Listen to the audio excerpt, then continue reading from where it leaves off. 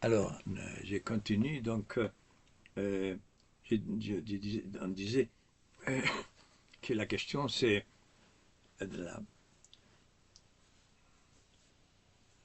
c'est un peu mystérieux que Dieu nous demande, parce qu'il sait ce que nous devons faire. Comment est-ce possible? C'est un mystère. Si vous devez, vous, excusez-moi, j'ai dit vous devez. Ça c'est une malformation de naissance. Alors, nous pouvons demander toujours à Dieu ce qui vient à notre secours. Alors, je me suis perdu et que nous étions en train de parler. Alors, ah oui, là, toujours de la mort, l'euthanasie, euh, et l'homme a touché l'arbre de la vie. Avec la loi Neuwirth de 67, vous savez, la loi de la. Je parlerai aussi, on parlera aussi de la pilule, hein, la première intervention chimique dans l'homme depuis la création. Depuis la création. Peut-être 3 millions d'années, on ne sera jamais comme l'homme. On dit, oui, on peut arriver même quelques-uns d'ici plus loin. Oui, le paradis, Dieu a créé l'homme depuis la création de l'homme. Dieu intervient, l'homme intervient avec en touchant la fécondité, en parfaite opposition de, de Dieu, ce que dit Dieu. Croisez et multipliez-vous, dit dans le livre de Genèse, pour vous dire, le chapitre 3 du livre de la Genèse. On parlera aussi de ça. Vous savez, cette proposition que Dieu fait à l'homme, ce commandement, ce n'est pas une folie, pas du tout. Depuis 72, pardon, depuis 67, euh, euh, voilà, imaginez-vous les nombres d'enfants qui n'ont pas été conçus, hein, ou qui ont été conçus. L'avortement, il y a, la loi de l'avortement de 75, depuis 75, il y a 12 millions et demi de personnes qui ont été tuées en France. C'est un sélectif, hein, comme d'autres régimes l'ont fait avant. Et imaginez-vous la contraception, hein, que très souvent il y a fécondation. Hein, voilà, beaucoup de moyens empêchent où il y a des pilules qui, voilà, abortives qu'on appelle, voilà. Euh, donc on a touché à la vie. Vous voyez la rébellion, le chemin que l'humanité a fait. Et pour ça que nous sommes perdus. La France et l'Europe n'auraient pas voulu, n'auraient pas besoin d'immigration, aucune. Si on avait gardé les commandements de Dieu. C'est nous que nous produisons le désordre social, économique, avec tous les dangers, tous les problèmes, les vrais problèmes, je veux dire, que jamais l'Europe a connus. Nous vivons à une époque où il y a des choses tout à fait nouvelles, qui est cet déplacement des populations, qui risque de tout prendre, tout prendre, et pour l'appauvrissement du monde entier. Parce que c'est l'Europe qui a sauvé le monde, quoi qu'on dise. Hein. Bon, c'est pas le moment aussi de parler, mais je touche un peu pour.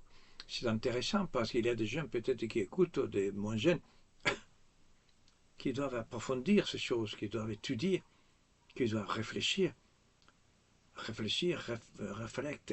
Vous disiez, mes élèves, je disais, je faisais une petite, je vous dis plusieurs fois, mais ça fait rien. Petite, un petit dessin d'une serre là, hein, et les rayons qui rentrent, hein, les rayons de lumière. voilà, qui sont plus puissants que les rayons de chaleur. Après, les chaleurs, hein, donc en donne de plus longues, ne peuvent pas sortir. Bon, ils sortent un peu après, bien sûr, surtout tous après, mais il prend plus de temps, c'est l'effet des serres. C'est comme notre cœur, notre tête qui sort des serres, où nous devons recevoir l'information. La formation d'abord, mais s'il n'y a pas formation, il n'y a pas information. C'est le problème aujourd'hui. Nous avons détruit l'éducation. On touche éclectiquement les choses, hein, mais tout se touche. C'est pour ça que j'ai parlé ainsi. La formation, c'est se préparer à l'information, à la lecture, à l'étude, qui a un plaisir énorme, mais énorme, tellement que très dangereux. La culture est très dangereuse, parce qu'on se gonfle, c'est toujours pour écraser les autres, toujours pour devenir premier. Tout ce que l'homme fait, c'est pour devenir premier et se mettre au centre. Toute activité, tout est dévié dans l'homme. C'est ce qu'on appelle la concupiscence. Nous ne sommes pas protestants, dans ce sens que nous ne croyons pas qu'il y a destruction du péché. C'est un protestant qui pense ça.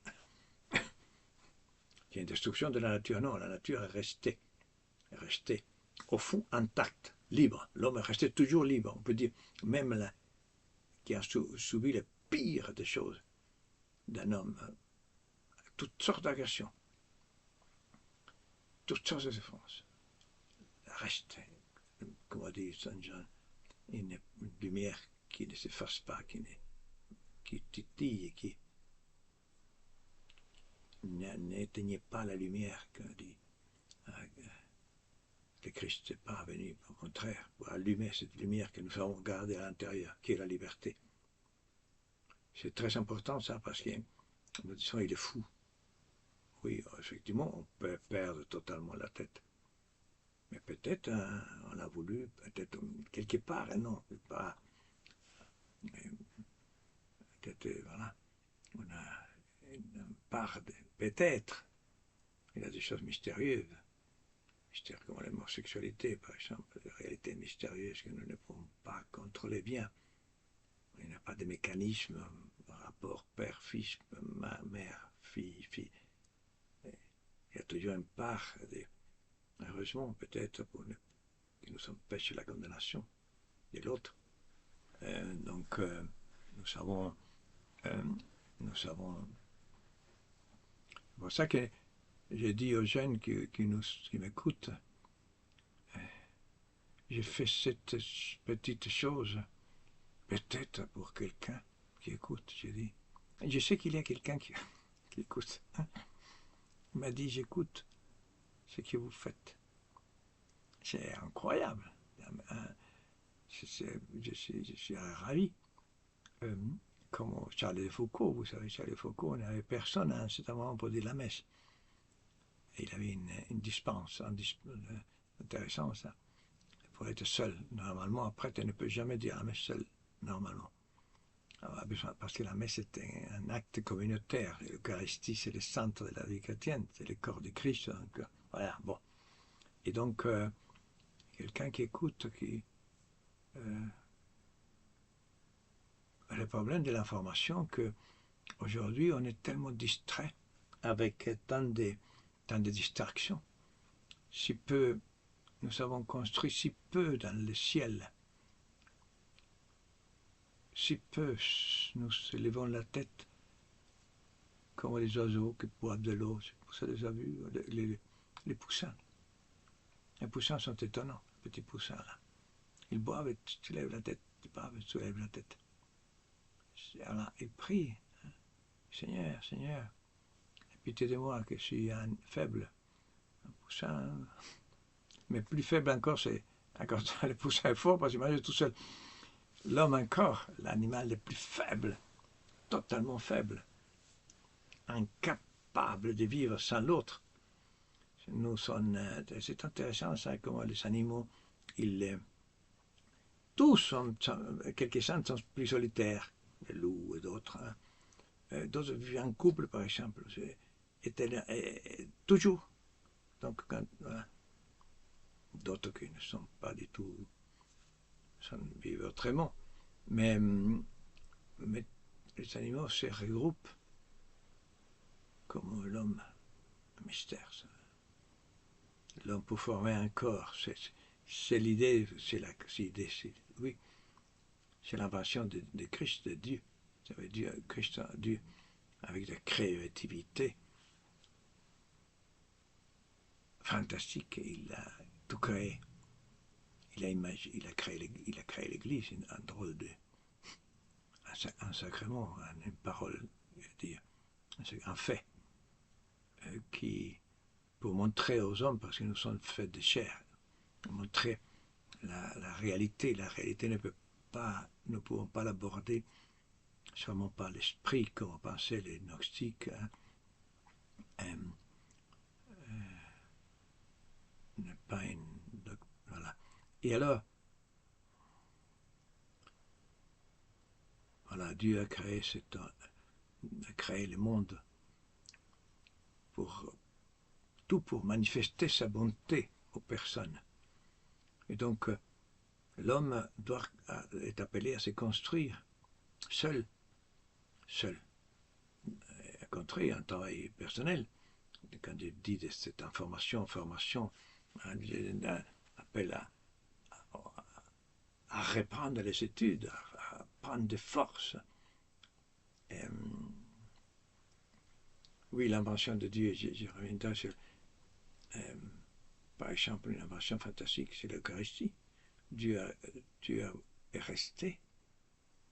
Les pains, par exemple. Il faut être Dieu pour dire que c'est mon corps. Hein. Quelle délicatesse, quelle ingéniosité pour créer du vin, devenir son sang, le sang de Dieu. Oh mon Dieu! Voilà, nous sommes appelés à connaître cette personne qui est si intéressante. Je ne sais pas, vous les jeunes, hein, qui vous aimez les vieux aussi, on aime les personnes intéressantes. Hein. Il y a des personnes qui sont fortes, qui nous donnent vie, qui nous font un peu respirer, il y a des personnes qui sont très libres, auxquelles nous sentons bien, des personnes bienveillantes. Et là, nous allons vers ces personnes, nous voulons l'amitié. Les politiciens, c'est que des intérêts, bon, mais un peu ça aussi. Hein. Imaginez-vous être ami de Dieu, s'approcher de Dieu.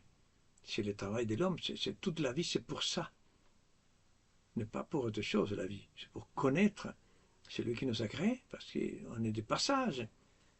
Et ces gens-là, ils veulent nous tuer. Avant de connaître, peut-être les derniers moments de la vie sont ces moments qui me restent, ce qu'on appelle l'agonie, les derniers combats. Ces hommes socialistes,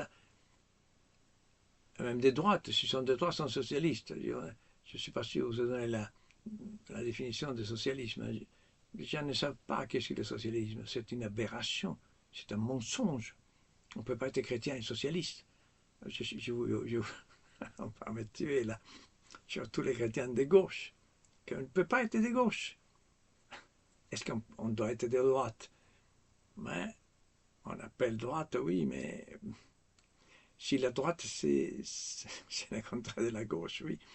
Mais ce n'est pas la question, ni droite ni gauche. Oui, pour dire quelque chose, ça sert toujours. Voilà, je vous laisse donc continuer à parler de la mort, de l'euthanasie, ces crimes terrifiants. On est à 14 minutes, il faut, vous savez, ne pas dépasser 14 minutes.